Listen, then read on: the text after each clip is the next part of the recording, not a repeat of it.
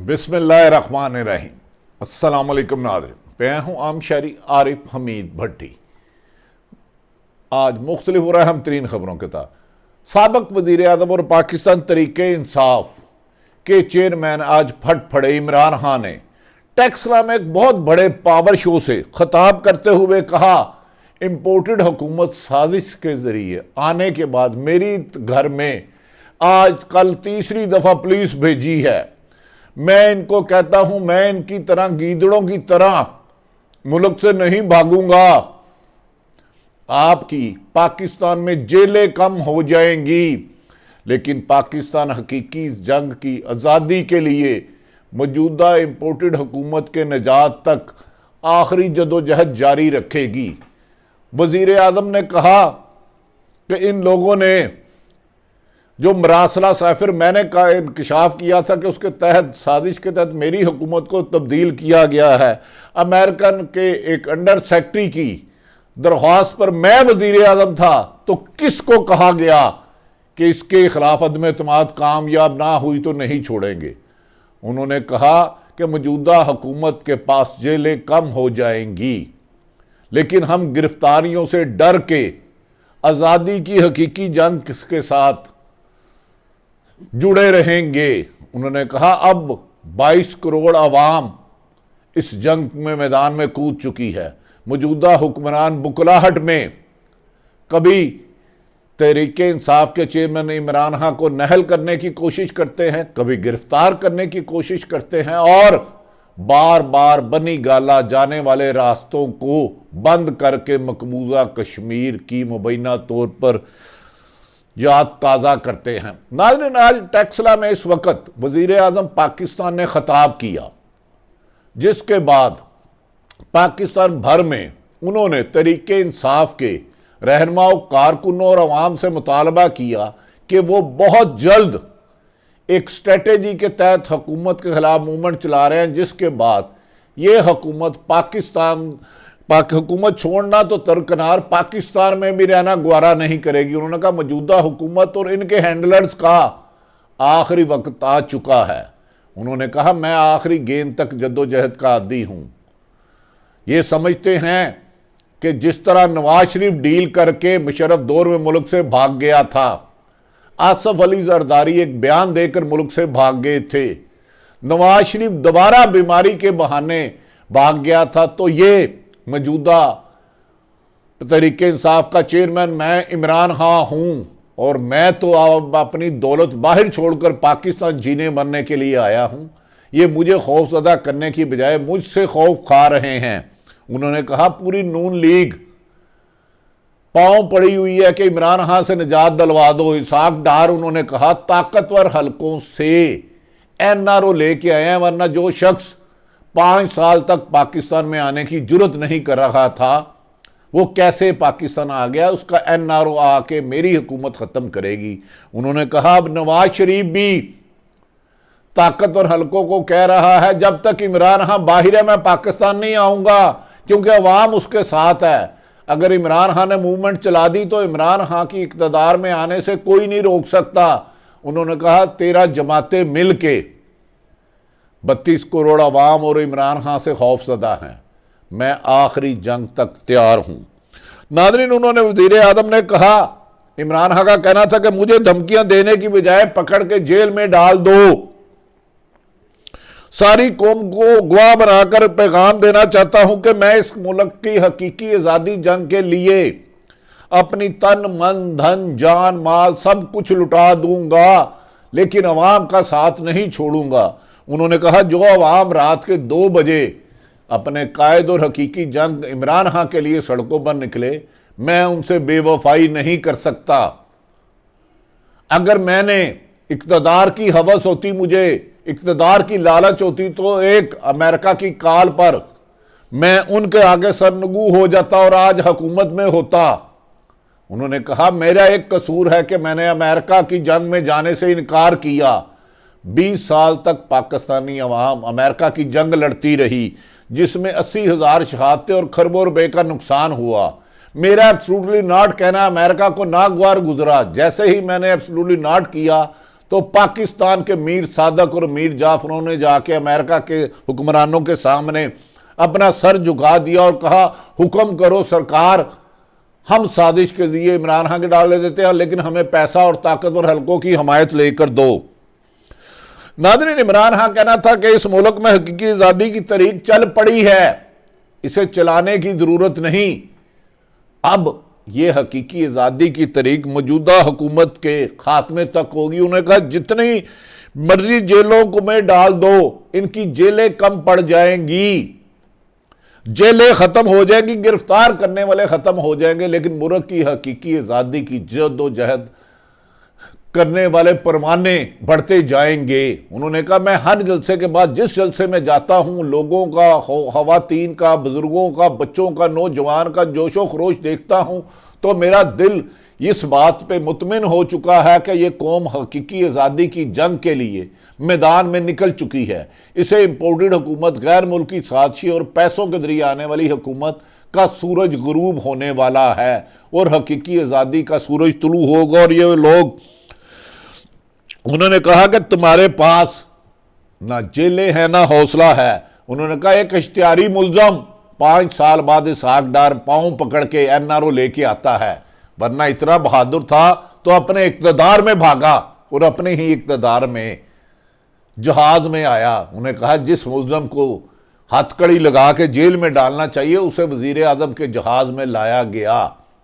उन्होंने कहा, इसहाक डार ने इस मुल्क को तबाही के दहाने किया है और बाकी गैर मुल्की मिशन पूरा करने आया है और मैं इसके रास्ते की दीवार बनूंगा। उन्होंने इस मौके पर साफ कहा, मुझे डराने की कोशिश की जाती है, सब सुन लो, पाकिस्तान ने खौफ का बुत तोड़ दिया है और हकीकी आज़ादी की जदोजहद का आगाज कर दिया है। इनका कहना था कि जिस दिल में ला इलाहा इल्लल्लाह, ला इलाहा इल्लल्लाह हो, अल्लाह चला जाए, वो अल्लाह के सामने किसी के सामने नहीं झुकता। उसे अमेरिका या पाकिस्तान की दौलत या हुकूमती ताकत, जेलें, लाठीचार्ज, शैलिंग, गिरफ्तारियां नहीं रोक सकती। जिस सीने में अल्लाह की मोहब्बत आ जाए, वो उसको दुनिया की ताकत नहीं जोड़ सकती। उसको जो जेल की झूठी सी चीजें डरा कर उनके चेहरे से ला इलाहा इल्लल्लाह मुहम्मद रसूल अल्लाह नहीं निकाला जा सकता। उन्होंने कहा, कौम का कप्तान अपनी हकीकी आज़ादी के लिए जान कुर्बानी कर देने के लिए तैयार है, तो अगर कौम मेरे लिए निकली है तो मैं भी कौम के लिए जान कुर्बान करूंगा। उन्होंने कहा, इसहाक डार मैं जानता हूं कि इस वक्त ताकतवर हलकों ने उन्हें एनआरओ को दिलासा दिया, इनके दिलासा ना देता तो वो कभी भी वापस ना आता। इसहाक डार डील के जरिए वापस आया है, लेकिन मैं जैसे ही इक़्तिदार में वापस आया 2/3 मेजोरिटी से इन सब को दोबारा जेलों में डालूंगा और इनसे लूटा हुआ माल, बिजली कम करके, पेट्रोल की कीमत कम करके और रोजमर्रा की अशिया की कीमत कम करके अवाम को सहूलतें दूंगा। इनकी साजिश करने वाले और साजिश करवाने वाले दोनों का सूरज गुरूब हो चुका है। ये डगमगाती हुई रोशनी है, किसी भी वक्त अंधेरे में गुम हो जाएंगे।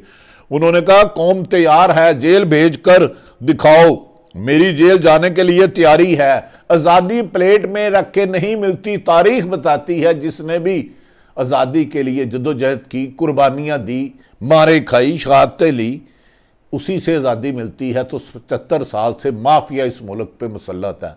उन्होंने कहा, पीपल्स पार्टी और नून लीग का कमो बेशतर 35 साल का दौर इस मुल्क पे मुसल्लत रहा और बाकी 2 डिक्टेटर रहे, मुशर्रफ और ज़ियाउल हक। मैं अवाम की ताकत से दोबारा इस हुक्मरानों को आकर साइफर की असल हकीकत लोगों को बताऊंगा और साइफर के इधर के किरदार जो डोनाल्ड डू के कहने पर, एक अंडर सेक्रेटरी के कहने पर आए थे, उनका अंजाम खतरनाक करूंगा। उन्होंने कहा कि हमने 28 मार्च को सारी कौम को एक मरासला दिखाया था जिसमें साजिश वादिया थी कि अमेरिका के अंडर सेक्रेटरी ऑफ स्टेट ने पाकिस्तान सफारतकार को हुक्म दिया था कि तरीके अदम एतमाद इमरान खान को हटाया जाए, वरना हम पाकिस्तान को माफ नहीं करेंगे। तो उन्होंने कहा, मैंने शहबाज शरीफ और मरियम नवाज आपका शुक्रिया अदा करता हूं कि उन्होंने साइफर को दोबारा उठा लिया, जिंदा कर लिया, मेरी बात की तायद कर दी। पहले कहते थे साइफर का वजूद ही नहीं, अब कहते हैं साइफर गुम हो गया। उन्होंने कहा, साइफर की कापी पाकिस्तानी सफारत खाने में, आर्मी चीफ के पास और चीफ जस्टिस ऑफ पाकिस्तान के पास है।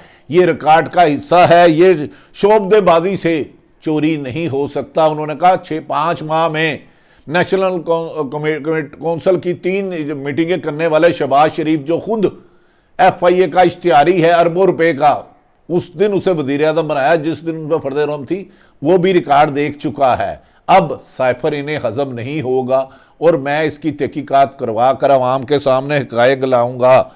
नाज़रीन, चेयरमैन PTI ने मजीद कहा था कि ड्रामा हो रहा है। मैं इस ड्रामे को साइफर की हकीकत के साथ तशबीह देता हूं, जिसके गवाह आर्मी चीफ, तीनों मुसल्लह फौज के सरबराह और उनकी उस वक़्त की 3 प्रेस रिलीजें इसकी गवाह है कि इमरान खान हक सच पर कायम है और उसके खिलाफ साजिश हुई।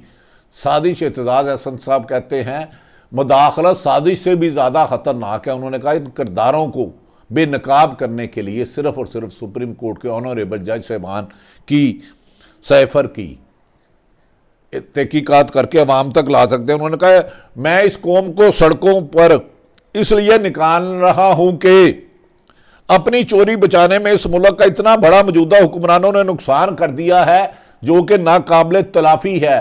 पहले ही पाकिस्तान को इन्होंने कर्जों की दलदल में और डिफॉल्ट के सरहाने कर दिया था। मैंने आके बड़ी मुश्किल से इस मुल्क की माशियत को संभाला और अब इन्होंने, उसने कम तरीन डॉलर की कीमत बुलंद तरीन सतह पर थी दुनिया में, लेकिन मैंने पाकिस्तान में डॉलर 178 रुपए के रखा, पेट्रोल 150 पर रखा और इन्होंने आके पेट्रोल, बिजली और महंगाई बम लोगों पे गिरा दिया।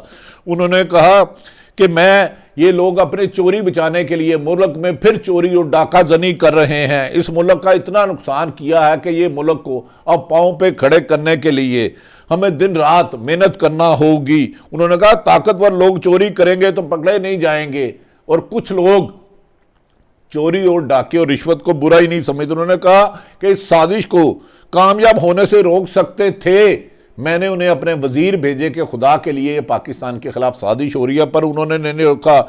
मेरा सबसे सवाल है कि क्या आप ये समझते हैं कि कौम आपको माफ कर देगी जिन्होंने अमेरिकन साजिश के तहत, साइफर के तहत, मसले के तहत 22 करोड़ अवाम के मुंतखब वजीर आजम के घर भेजा और उन लोगों को मुसल्लत किया जो अरबों खरबों रुपए की करप्शन में मुलव्वस थे, जिनके बारे में अहम अदारे खुद कहते थे कि ये दुनिया में जो भी ममालिक इधर इन्वेस्टमेंट करने आता है उनसे कमीशन मांगते हैं।